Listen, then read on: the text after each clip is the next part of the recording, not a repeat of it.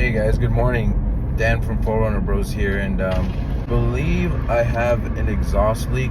I know that I do. I'll show you right now and see for yourself. That's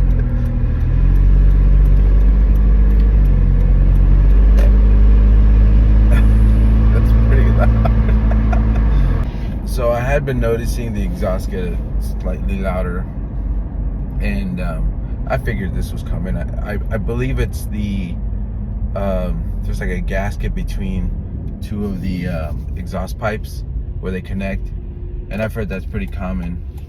So I'm gonna just buy that gasket and switch it out. Should be pretty easy, but